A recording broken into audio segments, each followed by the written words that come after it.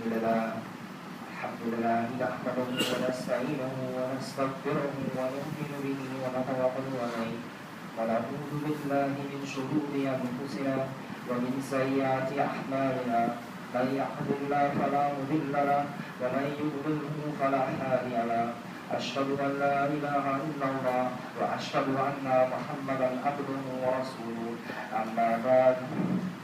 All praise is due to Allah, the Almighty, the source of all holiness, the absolute and infinitely holy, the ever bountiful Creator and Nourisher, and the one true God.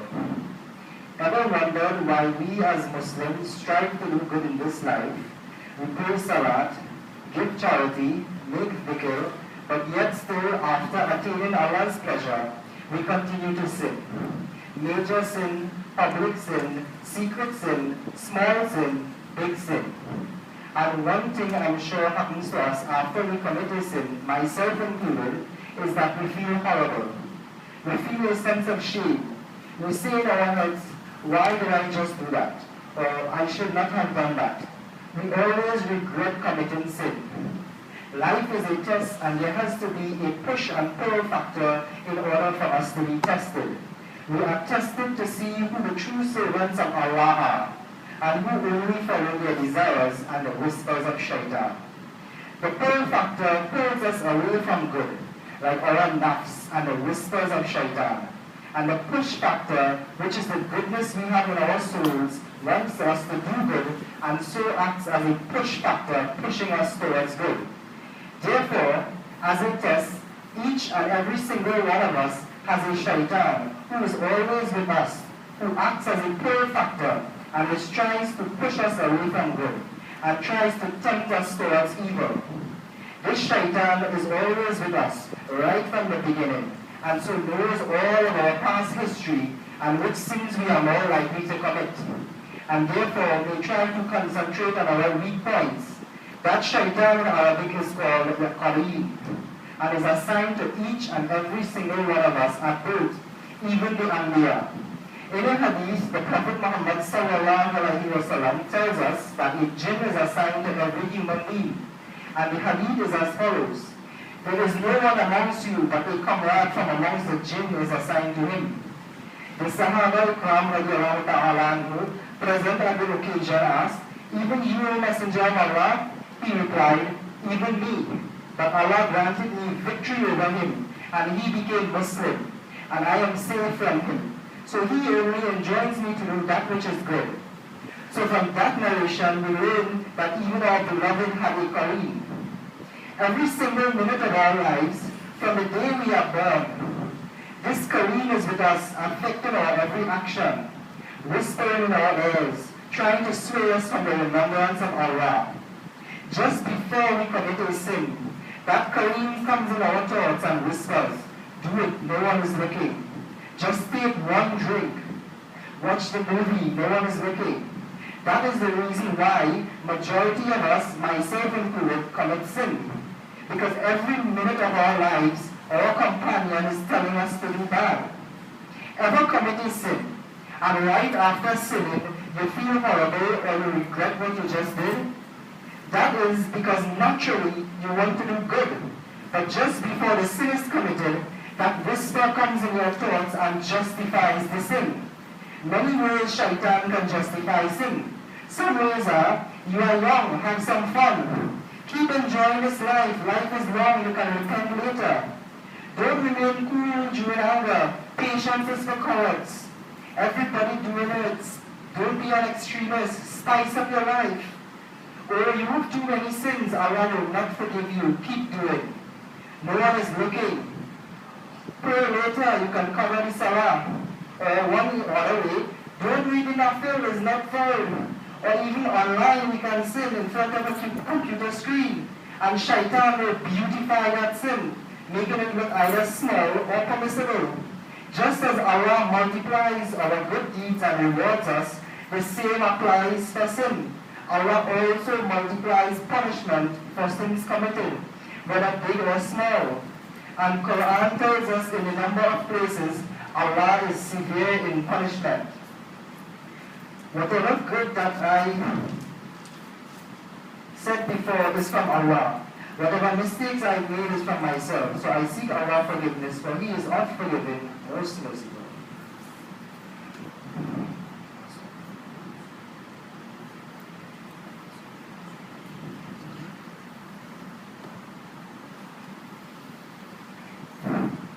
Allah says in Quran, in Surah Zukhruf, chapter 43, verse 36, وَمَنْ يَعْشُ عَنْ ذِكْرِ الرَّحْمَنِ نُقَيِّضْ لَهُ شَيْطَانًا فَهُوَ لَهُ قَرِينٌ. And whoever is blinded from the remembrance of Ar-Rahman, we appoint for him a shaitan, and he is to him a companion. Why is this important? You should know that you have an enemy, someone who is always watching you, taking notes on you, recording what you do. His goal is to mislead you and misguide you and drag you into the hellfire. That is his full-time job. No vacation time, no breaks. So how can we overcome this friend of ours? It is simple. I will relate a story from the pious predecessors in the past. One day, a fat Korean of a believer came upon the skinny Korean of a believer. The fat Korean asked the skinny Korean, why was he so skinny? The skinny Korean told him that when the Muslim he was assigned to went to eat, he would say Bismillah before eating, preventing that Korean from partaking in the food. So the Korean remained hungry. And that before going to sleep, the Muslim would say Bismillah, preventing him from sleeping, leaving him tired day after day. He went on to say that his Muslim would say Bismillah before he made wudu or ghusl, leaving him dirty and unclean. And that when this Muslim put his clothes on, he said Bismillah, leaving him in dirty rags. He told a fat Korean that because his Muslim said Bismillah before he did anything, it left him weak and uncared for. From this story, we can learn that we can overcome this Korean by just simply seeking refuge in Allah. One famous example is that when we are praying our salat, our minds tend to start thinking. That is one of the times when most unnecessary thoughts come into our heads, like, I will never turn off the stove, or I will never lock the car, or did I wash my foot when I was making wudu? Irrelevant thoughts come into our minds, and when the salat is finished, the thoughts go away. Majority of the time, this happens because we did not seek refuge in Allah before entering the masjid. If one says the dua before entering the masjid, that Kareem, by the permission of Allah, will have to wait by the door. The dua before entering the masjid is Bismillahi wa salatu wa salamu ala Rasulullah, Allahumma ftahli abwaba rahmatik. If you don't know that dua, Bismillah will suffice. This example should not only be applied when coming to the masjid for salah, but whenever a person goes to pray, seek refuge in Allah so that Kareem who is accompanying you will not disturb you. One other story that is relevant to this topic, a man woke up early in order to have his morning prayer. He got dressed, set on his way to Allah's house. On his way to the masjid, the man fell, and his clothes got dirty. He got up, brushed himself off, and headed home. At home, he changed his clothes, and was again on his way to the masjid. On his way to the masjid, the second time, he fell again at the same spot. He again got up, brushed himself off, and headed home. At home, he once again changed his clothes, and was on his way back to Allah's house. On his way to the masjid the third time, he met a man holding a lamp. He asked the man of his identity, and the man replied, I saw you fell twice on your way to the masjid, so I brought a lamp so I can light your way. The man who fell thanked him profusely, and the two went on their way to the masjid. Once at the masjid, the man who fell asked the man with the lamp to come and offer salat with him.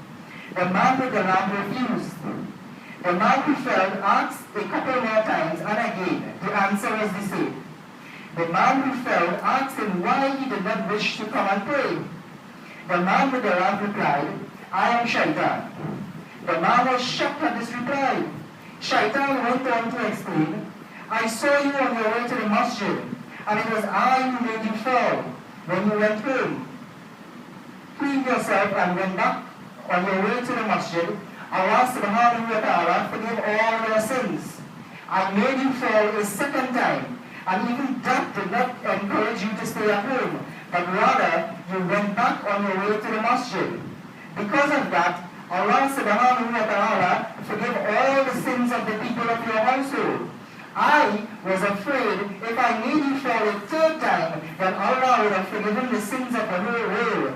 So I made sure that you reached the masjid safely. The moral of the story is, do not put off your good intentions to do, as you never know how much reward you might receive from the hardships you encounter while trying to achieve that goal. For your righteousness can save your family and nation at large.